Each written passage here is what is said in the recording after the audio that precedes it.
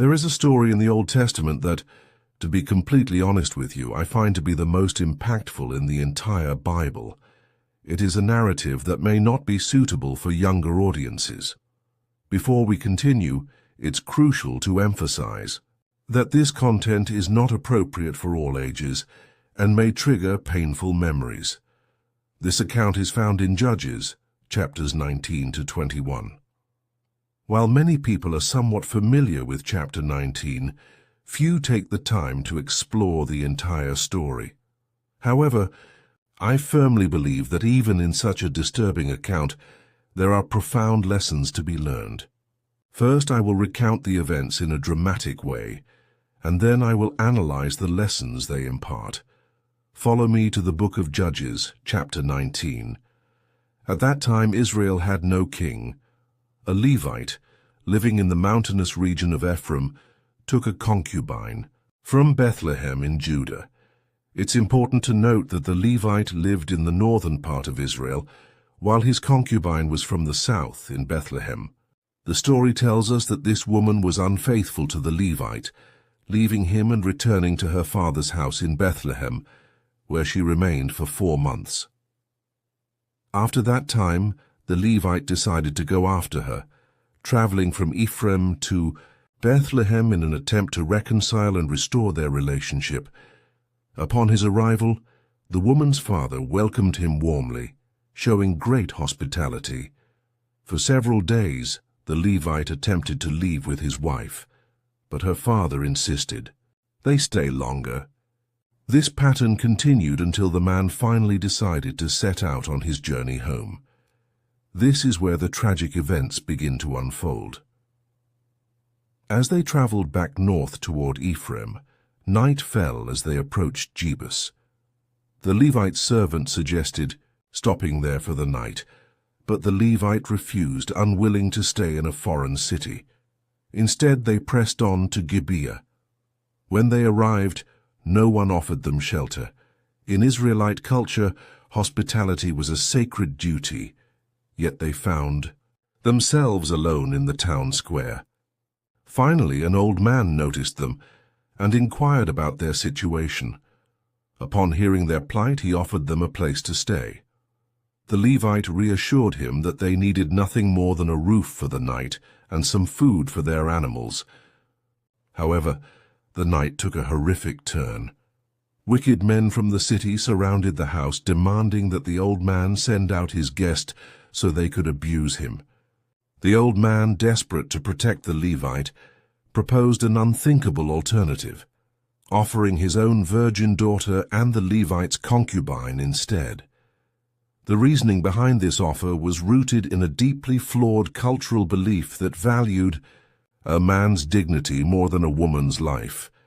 The situation escalated, and in a moment of chilling cowardice, the Levite gave his concubine over to the men. The Bible recounts that they abused and tormented her throughout the entire night. By dawn, they left her to collapse at the doorstep of the house. Now, do you see why I warned that this video may be difficult to watch?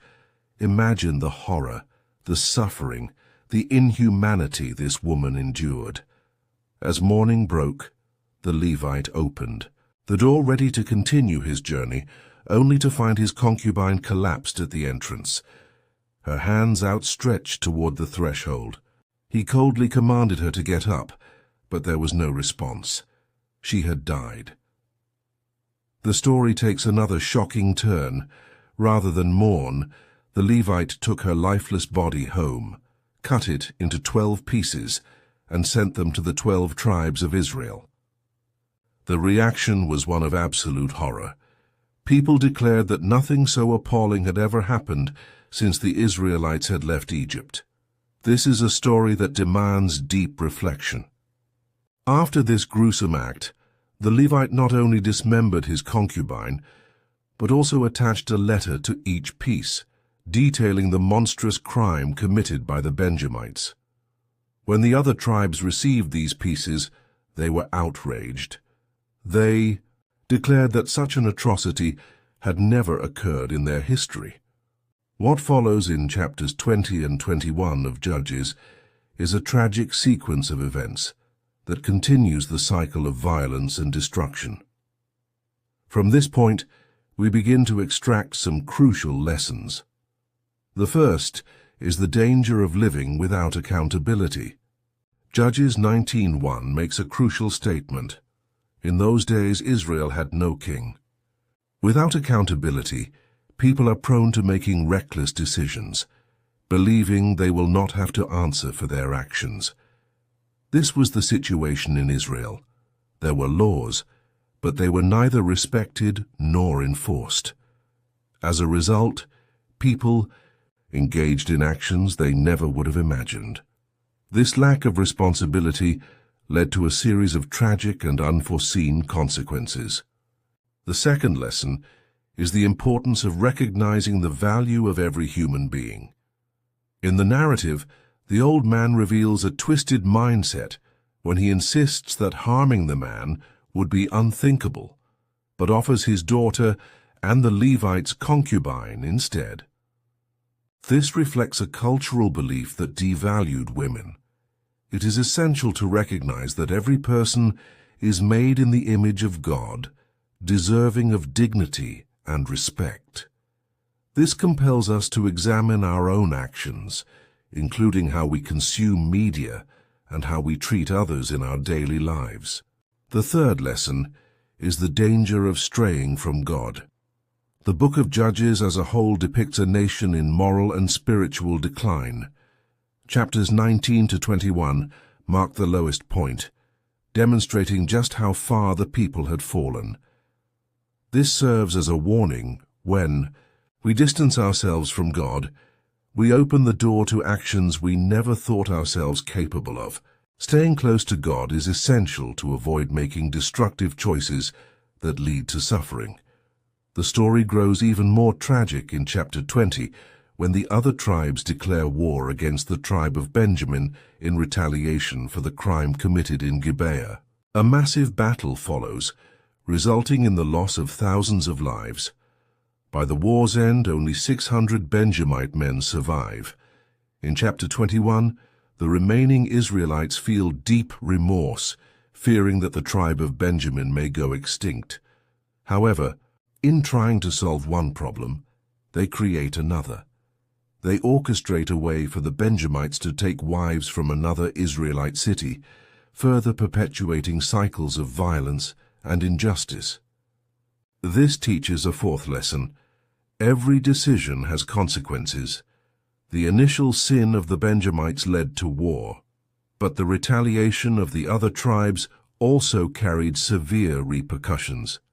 Many who had no part in the original crime perished. The Israelites soon realized that while they could make their own choices, they could not control the consequences.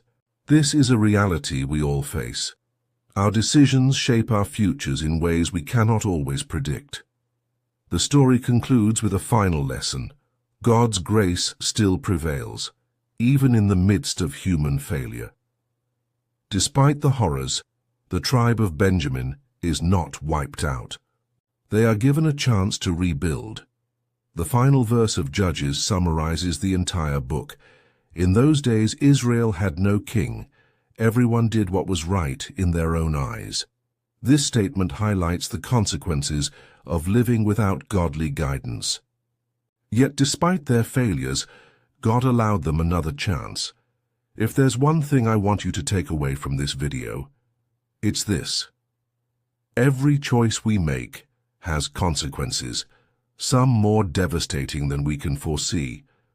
Let this story be a reminder of the importance of responsibility, the value of every human life, and the necessity of staying close to God.